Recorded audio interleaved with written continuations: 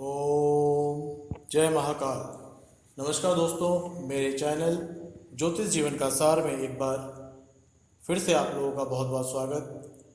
दोस्तों, अगर आपको याद होगा तो मैंने अपने सूर्य ग्रहण वाले वीडियो में बताया था कि भारत नए नए अस्त्र शस्त्र खरीदेगा और चाइना घुसपैठ करने की कोशिश करेगा, और यह हुआ भी है।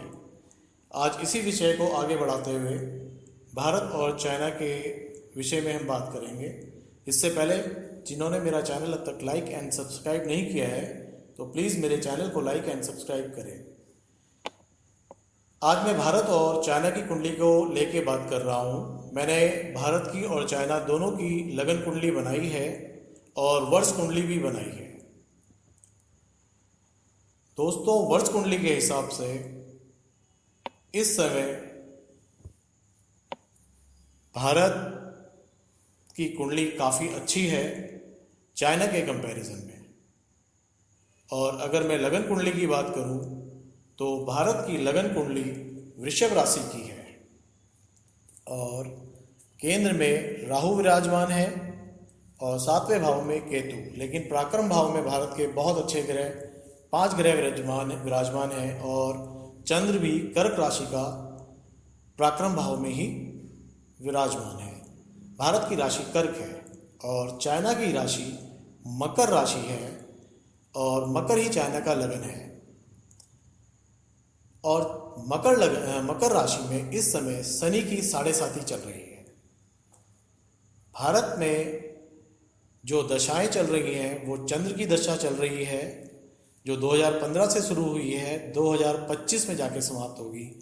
इस समय चंद्र में शनि की दशा भारत में चल रही है, जो 11/12/2019 को शुरू हुई थी और यह चलेगी जुलाई 2021 तक। दोस्तों, अगर आपको याद होगा तो दिसंबर से ही कोरोना ने भारत में अपने पैर पसारने शुरू किए थे और उस समय भी मेरे जो लोग थे आसपास, मेरे जो जानकार हैं, उन्होंने मुझसे पूछा था तो मैंने कहा था कोरोना को जाने में जुलाई 2021 लग जाएगा। उससे पहले कोरोना का प्रभाव कम होगा पर इतनी जल्दी नहीं होगा। तो जुलाई 21 के बाद ही कोरोना भारत को छोड़ेगा। खैर, यह दूसरा विषय है। आज का मेन विषय है भारत और चाइना के विषय में। तो इस समय जो चंद्र में शनि की दशा चल रही है, यह भारत के लिए अच्छी भी है और कहीं कहीं पे बहुत बहुत बुरी भी है। 14 अगस्त की जो वार्षिक कुंडली मैंने बनाई है, इस समय मैं आपको 15 अगस्त 2020 से 15 अगस्त 2021 तक की बात कर रहा हूँ। तो पहले जो कुंडली निकलती है 15 अगस्त 2020 से अक्टूबर तक, इस समय भारत को असफलता ज़्यादा लगेगी। चीन की सेना अंदर घुसने की कोशिश करेगी, जैसा कि हो चुका है। अभी चीन फिर ये हरकत करेगा, वह शांति से बैठने वाला नहीं है। आर्थिक तंगी भी हमें दिखेगी क्योंकि हमारी इस बार की कुंडली में, वार्षिक कुंडली में, बुध जो है 8वें स्थान पर है। 5 अक्टूबर से आपके अक्टूबर एंड तक यानी 30 अक्टूबर तक केतु की जो हमारा भाव नंबर 1 में स्थित है, इसकी वजह से भारत कोशिश करेगा कि शांतिपूर्वक चीज़ें हो सके। वह चाइना से बात करने की कोशिश करेगा, अपनी प्रतिष्ठा को बचाने की कोशिश करेगा और अपने मित्र देशों से भी सहयोग की उम्मीद करेगा। 30 अक्टूबर से 26 दिसंबर तक इस समय शुक्र जो हमारा 7वें भाव में है, इसके हिसाब से हम स्थिति निकालेंगे। इस समय का दौर कुछ बातों का चलेगा, लेकिन चाइना अपना स्वभाव नहीं छोड़ेगा और अंततः वह अंदर घुसने की कोशिश करेगा। यह वार आपका नेवल साइड से भी हो सकता है और यह हिमालय की तरफ से भी हो सकता है। 26 दिसंबर से 13 जनवरी तक चाइना अपने सहयोगी के साथ, मतलब इस समय जो ग्रह पड़े रहे हैं, सूर्य हमारे 8वें भाव में है, ये थोड़ा सा हमारे को वीक करेगा। इस समय हमारे मित्र भी मतलब मित्र क्या, हमारे जो पड़ोसी और भी देश हैं वह भी हम पे आक्रमण करेंगे, यानी कि पाकिस्तान भी चाइना का साथ देकर अंदर घुसने की कोशिश करेगा। और हमारे ऊपर दिसंबर से लेकर जनवरी तक दो तरफा अटैक होने की पूरी संभावना है।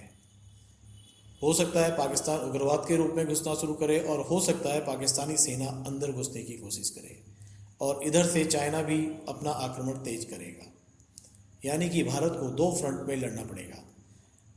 जनवरी 15 से फरवरी 15 तक जो चंद्र हमारा छठे भाव में स्थित है, यह भी हमारे लिए अच्छे नहीं है। इस समय कोरोना अपने चरम पर होगा, अपने पैर और फैलाएगा भारत में। उधर ही शत्रु देश का भी आक्रमण तेजी से बढ़ेगा। चाइना हमारे अंदर घुसने की कोशिश करेगा, और हो सकता है कुछ अंदर तक वो आ भी जाए।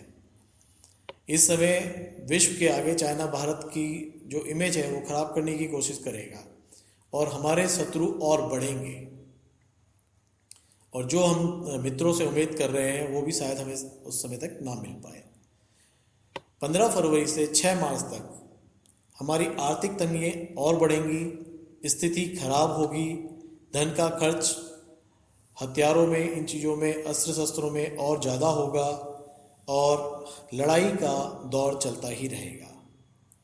6 मार्च से 30 अप्रैल तक कुछ हमें मित्रों का सहयोग मिलेगा, पर जितना हम सोच रहे हैं उतना नहीं मिलेगा। भारत के अंदर भी कुछ पार्टियां, कुछ लोग प्रॉब्लम क्रिएट करेंगे, इसलिए और सबसे ज़्यादा इस समय भारत को अपनी शक्ति पर ही भरोसा करना पड़ेगा, और अपने दम पे ही आगे बढ़ने की कोशिश करनी पड़ेगी। कोरोना का खतरा भी थोड़ा बहुत चलता रहेगा, लेकिन 30 अप्रैल से हमारा कुछ अच्छा समय शुरू हो जाएगा। गुरु जो हमारे प्रथम भाव में है, उसकी वजह से हमें अच्छा सपोर्ट हमारे दोस्तों से मिलना शुरू हो जाएगा। हम दुश्मनों पर हावी होना शुरू हो जाएंगे, और हम उनको फिर से पीछे धकेल देंगे। हमारे मित्र हमारी बढ़ चढ़कर सहायता करने की कोशिश करेंगे, और हम अपने को जीत के लिए अग्रसर करते हुए नजर आएंगे। इसके आगे चलकर जून में शांति का दौर भी स्थापित करने की कोशिश करी जाएगी। उससे पहले यह हालात ऐसे ही रहेंगे। 17 जून से 14 अगस्त तक हमारी जो खराब अर्थव्यवस्था है वह भी धीरे धीरे सुधार की ओर बढ़ेगी। चाइना से भी हमारे को दोबारा से संबंध मधुर बनने की कोशिश होगी, और थोड़ा सा माहौल अच्छा होगा। दोस्तों, वैसे भी चाइना इस समय बहुत ज़्यादा बौखला रखा है, क्योंकि ग्वालियन, गलवान और पैगोंग में हमारी भारतीय सेना ने उसको पीछे धकेल दिया है। वह बौखला रखा है और उसको मुक्की खानी पड़ी है, तो वह कहीं ना कहीं से हमारे ऊपर आक्रमण तो करेगा। पर वो यह भूल रहा है कि भारत पे वीर सपूत, वीर सैनिक जो कि एक एक 100 पे भारी पड़ते हैं, जिसका एग्जाम्पल उसको पहले भी हम दे चुके हैं। मेजर शैतान सिंह जो 130 की सेना लेकर चाइना के 3000 से ज़्यादा जवानों को उन्होंने अकेले ही मार गिराया था, फ्रंट में रोक दिया था। और हमारा वीर जवान जसवंत सिंह रावत जो कि 1962 के हीरो रहे हैं, उन्होंने चाइना को के अंदर कदम तक नहीं रखने दिया था, और अकेले ही पूरी चाइना बटालियन को 3 दिन तक रोक के रखा था। उस वीर सपूत ने अकेले ही 300 से ज़्यादा चाइना के सैनिक मार दिए थे। चाइना को ये नहीं भूलना चाहिए कि भारत अब पहले से ज़्यादा सशक्त है। 1962 में तो हमारे पास हथियार वगैरह भी नहीं थे, हम अत्याधुनिक हथियार नहीं थे, और आज की डेट में हमारे पास राफेल जैसे मिग और भी बड़ी बड़ी मिसाइलें, अत्याधुनिक हथियारों से हमारे जवान सुसज्जित हैं। अब हम चाइना को मुंह तोड़ जवाब देने की पोजीशन में हैं। वह यह गलती ना करे भारत को कमज़ोर समझने की, क्योंकि इसे इस बार फिर मुंह की खानी पड़ेगी। जय भारत।